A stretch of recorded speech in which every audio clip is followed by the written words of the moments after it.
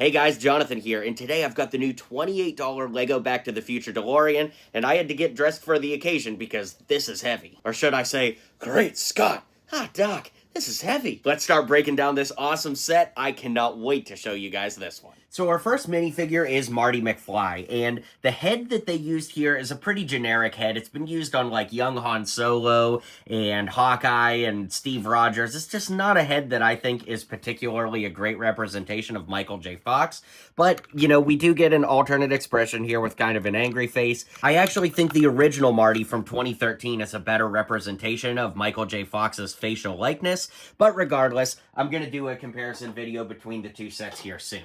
For today, we're just looking at the figure that comes in this set. He's got this great red puffy jacket, which has a stud on the back, which is neat. But this debuted in LEGO Dreams, and when everybody saw it, we were all thinking, oh my gosh, could we be getting a Marty McFly minifigure someday? And lo and behold, the Mad Lads did it. He's also got his jean jacket with the red shirt and that awesome kind of striped shirt underneath. Great printing all around in an incredible minifig. Would leg printing have been nice? Of course, but, you know, again, this is amazing to get two minifigs in such a cheap set, so let's take a look at the other minifig and get Doc in the video now. Great Scott, it's Doc. It's such a great minifig. I love this one, and he has a brand new torso and a brand new head, which is really cool. He does use that pushed back hair, which debuted on the original Doc Brown back in the LEGO Dimensions days, so probably 2015, 2016 if memory serves. He's got a little wrench accessory because all Speed Champion sets come with a wrench to help work on your car, but I love the printing on the back with all of his tools on the tool belt, and then of course that great one on front. He's got his stopwatch there and everything, and of course the head can be flipped around, and it's really great. He's got the bandages on his head and the confused Great Scott look there. It just looks so incredibly cool. So seeing these two minifigs back in LEGO form after all these years is so awesome. And let's go ahead and check out their ride up next. Okay, so here we are with the car itself. It is an absolutely beautiful model, and the shaping on it is incredible. Like, let me turn it this way. You can see that the hood even has that slight tilt downward that the real car has.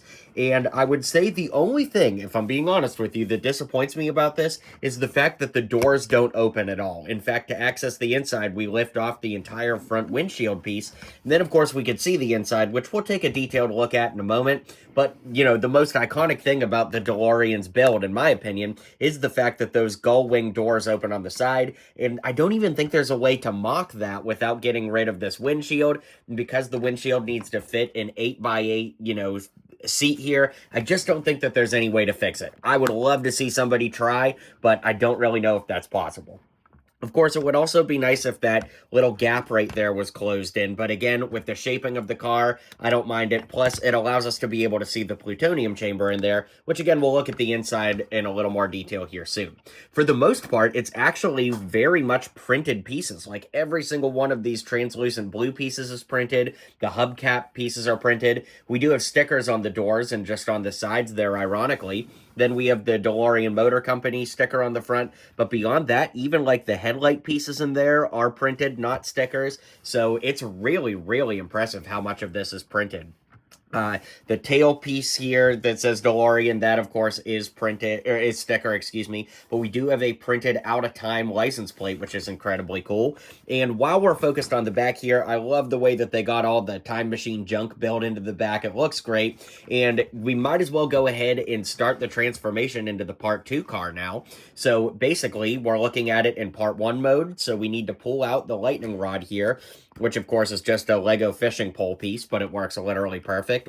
Then we need to remove this yellow canister here for the plutonium and replace it with the Mr. Fusion build, which once again is a printed piece, so that's very cool. Then we just use our thumb to lift that centerpiece out, and we use the wrench that is Doc's accessory. Just take that license plate off, and then we put this one in. Just make sure it's facing the right way. So now we have the 2015 license plate. We'll put that piece on that I accidentally knocked out of place, and then we'll put this back here. And now we are in part 2 mode, except for the wheels, which of course we can turn down, and I'll do that in a minute. But I just want to keep talking about the exterior for 1 second and point out, you know, great printed pieces right here. The bottom looks amazing, and I love the way that this cable wraps underneath the car and clips in place. It is just so well thought out, and honestly one of the best designed Speed Champions cars, let alone any LEGO car that I have ever had the pleasure of building. Now, on the inside, we can open this up, and of course, you can see that there are 2 seats, one for Doc and one for Marty. So let's go ahead and put Doc in the driver's seat, and we'll put Marty in the passenger seat. And unlike the 2013 one, which was pretty much infamous for not being able to fit both figures at the same time, after 13 years, they've finally figured out how to do it. In the back, we've got the flux capacitor piece, which is actually printed, which is incredibly cool. In fact, it should come out of there. We could just take the whole unit out, and you can see how it's printed on this window piece, which looks absolutely incredible. Then, of course, that just clicks back into place here, just like that. It slides back into place, just like this.